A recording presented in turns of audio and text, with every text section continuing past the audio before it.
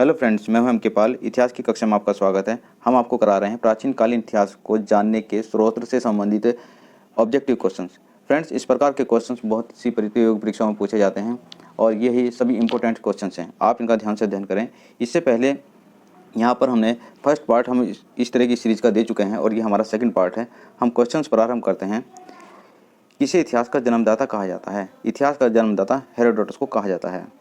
Next question है, सूची 1 और सूची 2 को मिलान करना है। यहाँ पर हमने सूची 1 और सूची 2 को मिलान करना है, जिसे हेरोडोटस, इसकी पुस्तक का नाम है हिस्टोरिका, प्लिनी की पुस्तक का नाम नेचुरल हिस्ट्री, टॉलेमी की पुस्तक का नाम जियोग्राफी और मेगास्थनीज की पुस्तक का नाम इंडिका।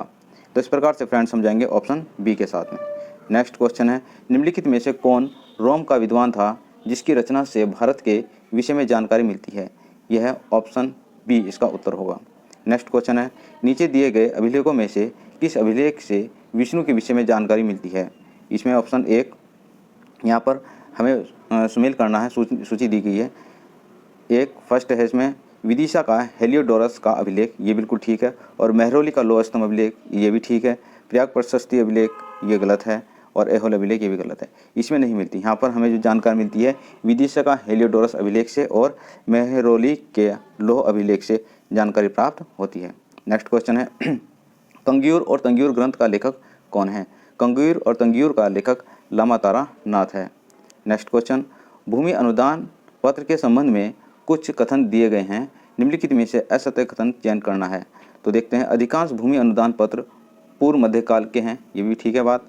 और अधिकतर लेख तांबे की चादरों पर उत्कीर्ण किए गए हैं, ये भी सही बात है। अनुदान पत्रों में शासकों की उपलब्धियों का वर्णन मिलता है, ये भी सही बात है। और इन अनुदान पत्रों से सामंती अर्थव्यवस्था पर प्रकाश नहीं पड़ता, ये बात गलत है। इस प्रकार से ये ऑप्शन डी इसका आंसर होगा।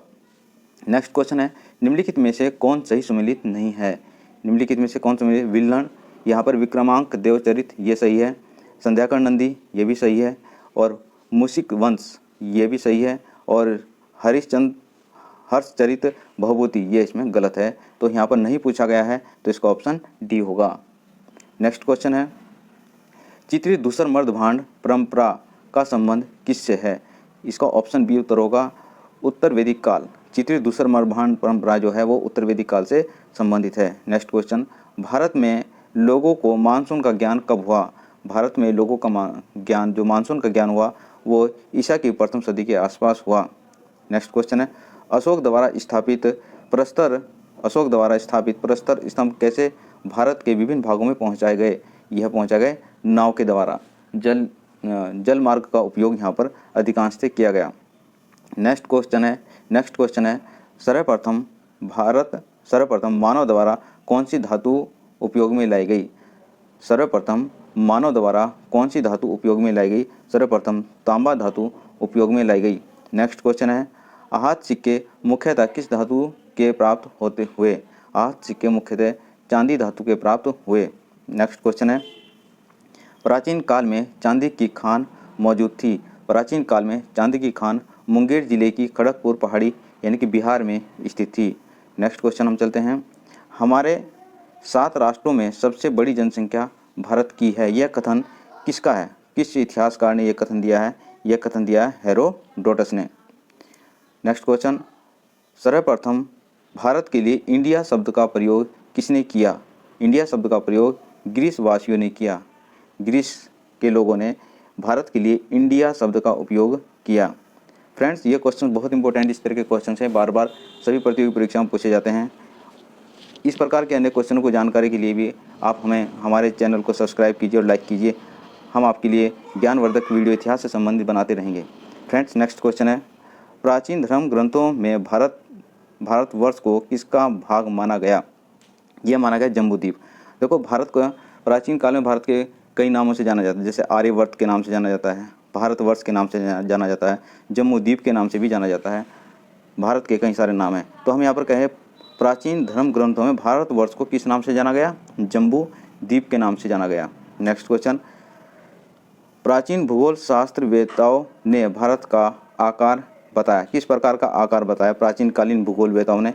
इन्होंने बताया असम चतुर्भुज, असम चतुर्भुज यानी कि असमान आकृति का चतुर्भुज दिखाया गया।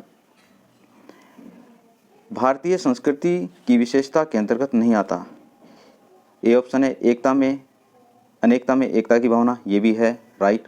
धार्मिक कट्टरता, यह नहीं है। निरंतरता, यह है। आध्यात्मिकता की पूर्ति, ये भी है। तो इसका इस तरह से यहाँ पूछा गया नहीं, तो ऑप्शन इसका होगा बी, धार्मिक कट्टरता नहीं है। नेक्स्ट क्वेश्चन, नवपाषाणिक युग के लोग गड्ढा युक्त घर में रहते थे, ऐसा साक्ष्य कहाँ पर मिला? इस प्रकार के साक्ष्य मिले बुर्ज-होम में मिले हैं, जिसमें गड्ढा बना करके रहते थे। नवपाषाण काल में गड्ढा बना करके लोग रहना प्रारंभ किया था, ये साक्ष्य में मिलते हैं बुर्ज-होम में। नेक्स्ट, नवपाषाण युग के संदर्भ में कुछ कथन दिए गए हैं, इनमें से असत्य गलत बताना है। असत्य कथन कौन सा था, यानी गलत कौन सा है? इस युग में मानव सर्वप्रथम खेती करना सीखा। इस युग में मानव ने सर्वप्रथम खेती करना सीखा। बी है यहाँ पर, मानव को आग का ज्ञान हुआ, ये भी सही है। सी है, कुंभकारी सर्वप्रथम इस युग में हुआ। कुंभकारी यानी कि मिट्टी के बर्तन बनाने इस युग में प्रारंभ किए, ये भी बात सही है। लोहे के उपकरणों का प्रयोग होने लगा, यह बात बिल्कुल गलत है, क्योंकि लोहे का उपयोग मनुष्य के द्वारा भारत में 1000 BC में किया, 1000 BC में करना प्रारंभ किया। तो इस प्रकार से हम कहेंगे यहाँ पर इसका जो आंसर होगा ऑप्शन डी होगा। नेक्स्ट क्वेश्चन, दक्षिण भारत का वह कौन सा पूरा स्थल है जहाँ राख के ढेर प्राप्त हुए हैं? वह कौन सा स्थल है? यह है पिक्कीहल। पिक्कीहल से यहाँ पर राख के ढेर प्राप्त हुए हैं। वह नेक्स्ट क्वेश्चन, वह कौन सा नवपाषाणिक पूरा स्थल है जहाँ से प्रचुर मात्रा में हड्डी का उपकरण प्राप्त हुए हैं? हड्डी कहाँ से प्राप्त हुई? हड्डी के उपकरण मिले हैं यहाँ पर चिरांत से हड्डी के उपकरण प्राप्त हुए हैं। नेक्स्ट क्वेश्चन, प्राचीनतम शैलकृत गुफाएं कहाँ से प्राप्त हुई हैं? प्राचीनतम शैलकृत गुफाएं कहाँ से प्राप्त हुई हैं? हमारा ऑप्शन है Ajanta, option B Bagh, option C Bhimbetka, option C यहाँ पर भीमबेटका। यही इसका आंसर ठीक होगा फ्रेंड्स, यही इसका आंसर होगा। भीमबेटका से हमें प्राचीन कालीन शैलकृत जो गुफाएं प्राप्त हुई हैं। नेक्स्ट हमारा क्वेश्चन है, ताम्रपाषाणिक संस्कृति के अवशेष प्राप्त हुए हैं। ताम्रपाषाणिक संस्कृति के अवशेष कहाँ से प्राप्त हुए हैं? हमारा नंबर 1 नवदा टोली, नंबर 2 इनाम गांव, नंबर 3 देमाते एरण, ठीक है, देमात्मक, और नंबर 4 एरण। इसका आंसर डी होगा। नेक्स्ट क्वेश्चन, निम्नलिखित में से असत्य कोट का चयन करना है। निम्नलिखित में से इसमें कौन सा असत्य है? मालवा संस्कृत ताम्रपाषाणिक संस्कृति है। जोखे नहीं है, जोरवे है। जोरवे संस्कृति लोहयुक्त संस्कृति है। सेंधो संस्कृति कांस्ययुगीन संस्कृति है। बेलन घाटी संस्कृति है, पाषाणिक संस्कृति है। तो इसमें से जो असत्य है, जो गलत है, वो ये है। ऑप्शन बी इसका आंसर होगा, जोरवे संस्कृति है। जोखे संस्कृति नहीं है, जोरवे संस्कृति है। नेक्स्ट क्वेश्चन, निम्नलिखित में से कौन ताम्रपाषाणिक नेक्स्ट क्वेश्चन है, निम्नलिखित में से कौन ताम्रपाषाणिक संस्कृति के अंतर्गत नहीं आता?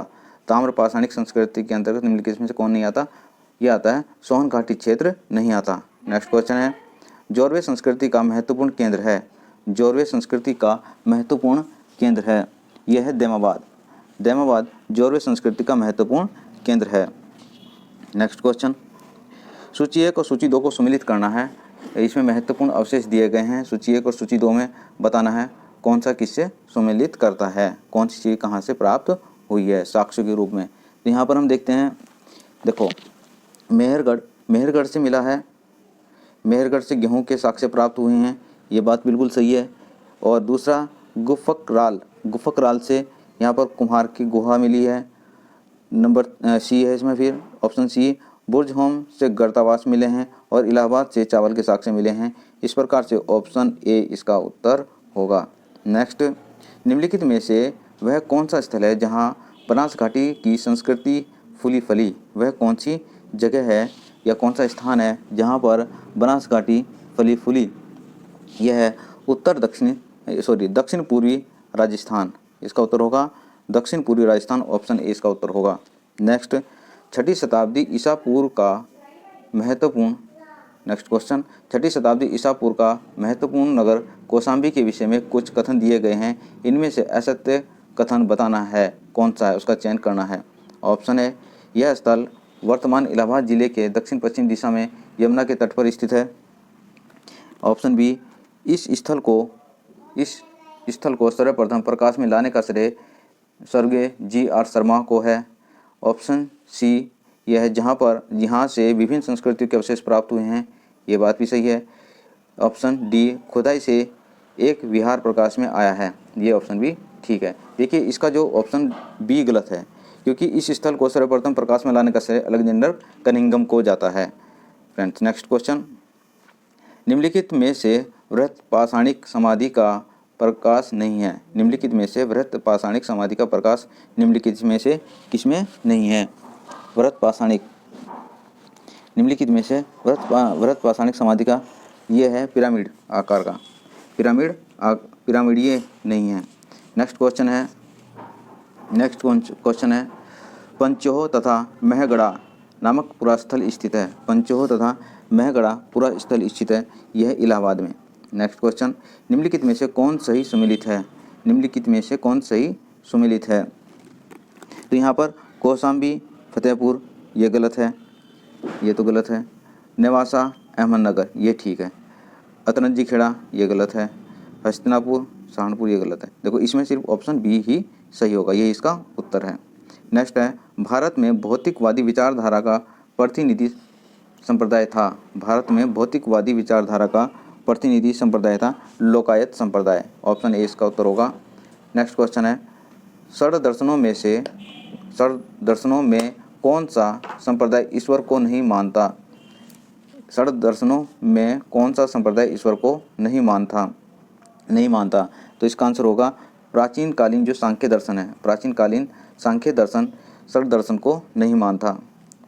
निम्नलिखित में से कौन वेदांत के अंतर्गत नहीं आता? निम्नलिखित में से कौन वेदांत के अंतर्गत नहीं आता? इसका उत्तर होगा ये माध्यमिक शून्यवाद। ऑप्शन डी इसका उत्तर होगा माध्यमिक शून्यवाद इसके अंतर्गत नहीं आता। नेक्स्ट क्वेश्चन, प्रख्यात दार्शनिक शोपेनहावर जिसने अपनी विचारधारा में वेदों और उपनिषदों को स्थान दिया, कहाँ का है? यह प्रसिद्ध दार्शनिक किस जगह का है, कौन से देश का है? यह है जर्मनी का। नेक्स्ट क्वेश्चन, प्रख्यात दार्शनिक ये हो गया जर्मनी का। भारतीय ग्रंथों में वर्णित ऊटज का तात्पर्य क्या है? ऊटज से क्या मतलब माना गया है? ऊटज ये इस्पात से है। ऊटज का मतलब ऑप्शन बी इसका उत्तर होगा, ऑप्शन बी इस्पात से इसका अर्थ है। नेक्स्ट, इस्पात बनाने की कला सर्वप्रथम कहाँ विकसित हुई? इस्पात बनाने की सर्वप्रथम कला इंडिया में यानी कि भारत में विकसित हुई। इस्पात बनाने की सबसे पहली कला भारत में विकसित हुई। फ्रेंड्स हमारे चैनल को सब्सक्राइब कीजिए और लाइक कीजिए। यदि आपने अभी तक हमारी वीडियो को लाइक नहीं किया तो एक बार जरूर लाइक कर दीजिए। नेक्स्ट क्वेश्चन, निम्नलिखित में से किन विचारधारा में ईश्वर का अस्तित्व नहीं माना जाता या नहीं माना है? किसने नहीं माना? तो यहाँ पर देखिए ये मानेंगे हम चारवाक दर्शन, ये भी मानता है। ओके, जैन दर्शन ये नहीं मानता। अच्छा, ईश्वर को कौन नहीं मानता? ईश्वर को नहीं मानता, चारवाक दर्शन नहीं मानते, जैन भी नहीं मानते, बौद्ध नहीं मानते और प्राचीन सांख्य नहीं मानते। तो इस प्रकार से हम जाएंगे ऑप्शन डी के साथ। इसका ऑप्शन डी ठीक होगा, क्योंकि ये ईश्वर को नहीं मानते। जैन, बौद्ध, चारवाक और प्राचीन सांख्य ये ईश्वर को नहीं मानते, ईश्वर में विश्वास नहीं करते। सूची 1, सूची 2 को सूची 1 में दार्शनिक संप्रदाय और सूची 2 में प्रवर्तक दिए गए हैं। सुमिलित कीजिए, देखिए कौन कौन से किसके हैं यहाँ पर। सूची 1 में ए सांख्य दर्शन किसका है? सांख्य दर्शन कपिल का है, हम इसको सुमिलित करेंगे। सांख्य दर्शन कपिल का हो गया। न्याय दर्शन किसका है जी? न्याय दर्शन ये गौतम का हो गया, न्याय दर्शन गौतम का है। योग दर्शन पतंजलि का है, पता ही सबको आपको। वैशेषिक दर्शन कणाद का है। तो इस प्रकार से हम जाएंगे ऑप्शन बी के साथ में, यहाँ पर ऑप्शन बी इसका आंसर होगा। नेक्स्ट क्वेश्चन, सर्वप्रथम नील का आविष्कार किसने किया था? नील, जो नील हम इसमें देते हैं, कपड़ों में देते हैं, कपड़ों में चमक लाने के लिए, वाइट करने के लिए नील दिया था। इसका सबसे पहले जो आविष्कार किया था वो चीन ने किया था। नेक्स्ट क्वेश्चन, निम्नलिखित में से कौन सही सुमेलित नहीं है? तो हमने देखो नहीं पर ध्यान रखना, मेन चीज़ नहीं है, कौन सा नहीं है? आर्यभट्ट सूर्य सिद्धांत, आर्यभट्ट किसका है? सूर्य सिद्धांत पर। अच्छा जी, और वारामीर भृगु संहिता, चरक संहिता ये भी ठीक है। सुश्रुत संहिता देखो ये भी सही है, ये भी सही है। और आर्यभट्ट का सूर्य सिद्धांत ये भी सही है। तो इसका मतलब इसका आंसर यही गलत है, ऑप्शन बी इसका होगा। नेक्स्ट क्वेश्चन, मौर्य कला की कौन सी विधा आज की रहस्यमय बनी हुई है? आज भी जिसको एक रिसर्च का विषय है। यह है स्तंभों पर की गई पॉलिश। मौर्य काल में जो स्तंभों पर की गई जो पॉलिश है, आज भी उसका रहस्य बना हुआ है, क्योंकि वह आज भी उसी तरह से दिखाई देती है जैसे मौर्य काल में रही होगी। नेक्स्ट क्वेश्चन, उत्तर प्रदेश के फतेहपुर जिले में रेहे नामक स्थान से प्राप्त अभिलेख किस शासक की गतिविधियों को सूचित करता है? उत्तर प्रदेश से रेहे नामक स्थान से प्राप्त किस शासक के बारे में बताता है? ये हिंद यवन शासक मिनांडर के बारे में, हिंद यवन शासक मिनांडर के बारे में जानकारी देता है। नेक्स्ट क्वेश्चन, प्राचीन काल में चंद्रगुप्त मौर्य के शासनकाल में निर्मित सुदर्शन झील की जानकारी किस और किन अभिलेखों से प्राप्त होती है? देखो, एक अशोक के गिरनार अभिलेख, नहीं, इससे प्राप्त नहीं होती। रुद्रदामन का जूनागढ़ अभिलेख, जी, इससे मिलती है। स्कंदगुप्त का जूनागढ़ अभिलेख, इससे भी प्राप्त होती है। और खारवेल का हाथी गुफा अभिलेख, नहीं, इससे नहीं मिलती। तो इस प्रकार से यहाँ पर 2 और 3 यानी कि रुद्रदामन का जूनागढ़ अभिलेख और स्कंदगुप्त के जूनागढ़ अभिलेख से जानकारी प्राप्त होती है। ऑप्शन बी होगा इसका आंसर। नेक्स्ट क्वेश्चन, प्राचीन काल में चांदी के सिक्कों की संख्या थी। प्राचीन काल में चांदी के सिक्कों की संख्या को मतलब उसको क्या कहा जाता था? ये कहा था ड्रैकम, ड्रेकम कहा जाता था। प्राचीन काल के जो सिक्के थे उसको ड्रेकम कहा जाता था। नेक्स्ट क्वेश्चन है हमारा, हर्षवर्धन की मुद्रा कहाँ से प्राप्त हुई? हर्षवर्धन की मुद्रा कहाँ से प्राप्त हुई? यह हुई भिटोरा फैजाबाद उत्तर प्रदेश से प्राप्त हुई। भिटोरा फैजाबाद उत्तर प्रदेश से प्राप्त हुई। नेक्स्ट क्वेश्चन, हूण शासकों की मुद्राएं किस धातु की में प्राप्त हुई? हूण शासकों की मुद्राएं कौन सी धातु में बनाई जाती थी? हूण शासकों की मुद्राएं कौन सी धातु में बनाई जाती थी? ये थी चांदी और तांबा। चांदी और तांबा धातु से हूण शासकों की मुद्राएं बनाई जाती थी। निम्नलिखित में से किस गुप्त शासक की 144 ग्रेन की मुद्रा प्राप्त हुई है? निम्नलिखित में से कौन से शासक की, कौन ऐसा गुप्त शासक था जिसकी 144 ग्रेन की मुद्रा प्राप्त हुई है? वह था स्कंदगुप्त।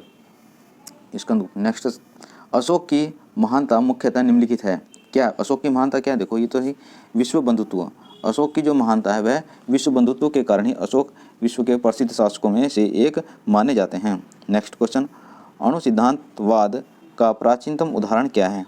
अणु सिद्धांतवाद का प्राचीनतम उदाहरण क्या है? यह है यहाँ पर पकुदकात्यायन के दर्शन में। पकुदकात्यायन के दर्शन में यहाँ पर इसका अणु सिद्धांतवाद मिलता है। नेक्स्ट क्वेश्चन, प्राचीन भारत में अनुवाद का सर्वोत्कृष्ट संप्रदाय था। प्राचीन भारत में अनुवाद का सर्वोत्कृष्ट संप्रदाय था वैशेषिक दर्शन। वैशेषिक दर्शन जो था वह अनुवाद का सर्वोत्कृष्ट संप्रदाय था। नेक्स्ट क्वेश्चन, निम्नलिखित में से कौन सही सुमेलित नहीं है? निम्नलिखित में से कौन सही सुमेलित नहीं है? यहाँ पर ऑप्शन बी होगा, शक संवत 78 BC। देखो, ये BC नहीं है, ये एडी है, एडी। तो एडी यानी कि 78 एडी, ना कि 78 BC, इसलिए ये ऑप्शन होगा इसका, यही सही होगा। निम्नलिखित में से किसने शून्य का आविष्कार किया? अज्ञात। शून्य का आविष्कार करने वाले की जानकारी अभी तक प्राप्त नहीं हुई है। नेक्स्ट क्वेश्चन है, सर्वप्रथम पाई का मान 3.1416 किसने बताया? सर्वप्रथम पाई का मान 3.1416 किसने बताया? आर्यभट्ट ने। ये बताया आपका आर्यभट्ट ने सर्वप्रथम बताया कि भाई पाई का मान 3.1416 है। नेक्स्ट क्वेश्चन, प्राचीन काल में तौल की सबसे छोटी इकाई क्या थी? प्राचीन काल में तौल की सबसे छोटी इकाई कौन सी थी? तो ऑप्शन ए रित्तिका, रत्ती बोलते हैं इसको, वह प्राचीन काल की सबसे छोटी इकाई है। निम्नलिखित में से किन ग्रंथों से प्राचीन काल में राजस्व व्यवस्था पर प्रकाश पड़ता है? निम्नलिखित में से किन ग्रंथों में प्राचीन कालीन राज्य व्यवस्था के बारे में जानकारी प्राप्त होती है? तो देखते हैं हम, ऐत्रेय ब्राह्मण, इसमें प्राप्त होती है। कौटिल्य के अर्थशास्त्र, इसमें जानकारी मिलती है। कामंदक का नीति शास्त्र, इससे भी जानकारी प्राप्त होती है। सोमदेव का नीति वाक्यमृत, इससे भी जानकारी प्राप्त होती है। इस प्रकार से ऑप्शन डी इसका सही होगा। नेक्स्ट क्वेश्चन, भारतीय पुरातात्विक विभाग के जन्मदाता किसको माना जाता है? भारतीय पुरातात्विक विभाग के जन्मदाता अलेक्जेंडर कनिंघम को माना जाता है। भारत का प्राचीनतम नाम था भारतवर्ष। भारत का प्राचीनतम नाम भारतवर्ष था। नेक्स्ट क्वेश्चन, भारतीय तर्क विद्या का प्राचीनतम ग्रंथ है? न्यायशास्त्र, न्याय सूत्र। भारतीय तर्क विद्या का प्राचीनतम ग्रंथ है न्याय सूत्र को माना जाता है। सूची 1 और सूची 2 को सम्मिलित कीजिए, उनके नीचे दिए गए कूट से सही उत्तर का चयन करना है। लेखक दिया है और विषय बताएं, कौन से विषय से कौन संबंधित है। तो यहाँ पर भास्कराचार्य गणित से संबंधित हैं। विशाखा दत्त ये नाटककार हैं। चरक जो है वो चिकित्सक है। और वारामीर ज्योतिष शास्त्री है। वारामीर ज्योतिष से जुड़े हुए हैं। तो इस प्रकार से इसका ऑप्शन हो जाएगा सही हमारा ऑप्शन बी। नेक्स्ट, निम्नलिखित में से कौन विदेशी यात्री 7वीं शताब्दी में भारत आया था। 7वीं शताब्दी में भारत आया था, इनमें से इत्सिंग भारत आया था। नेक्स्ट क्वेश्चन है, प्राचीन हिंदू धर्म ग्रंथों में भू राजस्व की मात्रा निर्धारित की गई थी। ऑप्शन सी 1/6, 1/6 जो भाग था वह भू राजस्व की मात्रा निर्धारित की गई थी। नेक्स्ट है, कालक्रमबद्ध करें, यानी कि कालक्रम बताना कि कौन सा यात्री पहले आया था, कौन सा बाद में आया था, उनके हिसाब से बताना है। देखो यहाँ पर ये है फायान, ऑप्शन बी होगा फायान, फिर अलबरूनी, उसके बाद मोरक्को और सबसे बाद में इब्न बतूता यहाँ पर आया। नेक्स्ट क्वेश्चन, वृत्त संहिता का विषय वस्तु क्या है। वृत्त संहिता का विषय वस्तु क्या है, यह है राजस्व। नेक्स्ट, निम्नलिखित में से कौन सही सम्मिलित नहीं है। निम्नलिखित में से कौन सम्मिलित नहीं है। मेगास्थनी चंद्रगुप्त मौर्य के समय आया, फायान चंद्रगुप्त विक्रमादित्य के समय आया, ह्वेनसांग हर्षवर्धन के समय आया, और इत्सिंग जो है कनिष्क के टाइम पर नहीं आया था, क्योंकि कनिष्क जो है 1st AD का है और ये आया था 7वीं ईस्वी में, तो इसलिए ऑप्शन डी इसका आंसर होगा। नेक्स्ट, निम्न में से कौन सा वैदिक ग्रंथ पूर्व दिशा में सभ्यता के प्रसार की सूचना है। निम्नलिखित में से कौन सा वैदिक ग्रंथ पूर्व दिशा में सभ्यता के प्रसार की दिशा में है। तो यह है शतपथ ब्राह्मण, इसका आंसर होगा option B Shatapatha Brahmana. Next, बच्चों को स्नेह दो, बड़ों और शिक्षकों को सम्मान दो, नौकरों से अच्छा व्यवहार करो, यह किसका कथन है, किसने कहा। यह कहा सम्राट अशोक ने। धम्म के अंतर्गत जो धम्म की परिभाषा दी गई है उसके अंतर्गत ये सब चीज़ें कही हैं, सम्राट अशोक के द्वारा कही गई हैं। नेक्स्ट क्वेश्चन, तिथि क्रमवार संयोजन, तिथि को लगाना है इसको सही समय के हिसाब से। तो इसमें सबसे पहले आता है, देखो सिंधु घाटी सभ्यता मानेंगे हम, इसका समय 2500 3000 ईसा पूर्व के बीच का, और नवपाषाण काल 5000 ईसा पूर्व, चित्र दूसर बांड ये उसका हो गया। उत्तरी काली चमकीली पात्र भारा ये है, ऑप्शन जाएगा इसका बी, तो बी होगा। देखो सबसे पहले नवपाषाण काल माना जाएगा, उसके बाद में सिंधु घाटी सभ्यता का, तो ये माना जाएगा। और फिर उसके बाद में आएगा आपका चित्र दूसर मर्दभांड आ गए, जो कि उत्तर वैदिक काल के टाइम के माने जाते हैं, और उत्तरी काली चमकीली पालिश ये सबसे लास्ट की है, तो इसका ऑप्शन हो जाएगा ऑप्शन बी। नेक्स्ट, सर्वप्रथम राज चिन्ह अंकित चित्र मुद्राएं किसने चलाई थी। राज चिन्ह अंकित चित्र मुद्राएं किसने चलाई थी सर्वप्रथम। तो यहाँ पर ये बात करते हैं हिंद यूनानी शासकों के द्वारा, हिंद यूनानी शासकों के द्वारा सर्वप्रथम राज चिन्ह अंकित मुद्राएं चलाई गई थी। नेक्स्ट क्वेश्चन है, यूप क्या थे। यूप यज्ञ स्तंभ को यूप कहा जाता था। जैसे पिछली बार आया था कि किस शासक की मुद्राओं पर यूप अंकित है, तो ये स्कंदगुप्त है, स्कंदगुप्त की मुद्राओं पर यूप मिलते हैं, और इसका आंसर होगा यज्ञ स्तंभ।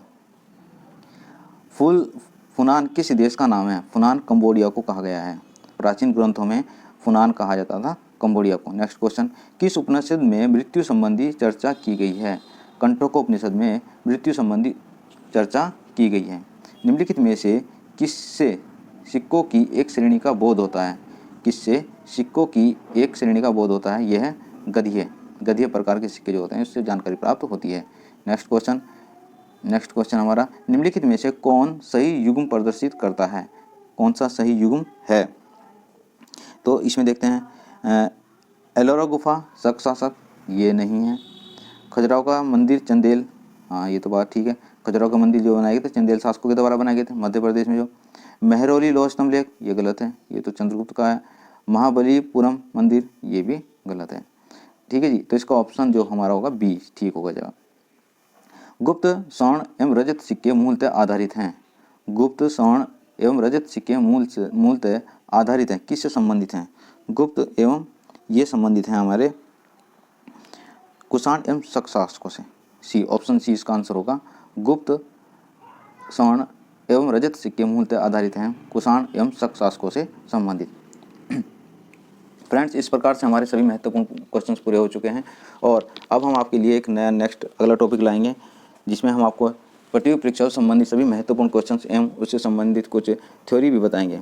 फ्रेंड्स, हमारे चैनल को आप सब्सक्राइब कीजिए और वीडियो को लाइक कीजिए, और जो हमारी जो बेल है, बेल को वाला बटन भी आप दबा दीजिए, ताकि आगामी वीडियो जितने भी हम आपको बनाएंगे वो आपके पास पहुंचती रहें। धन्यवाद।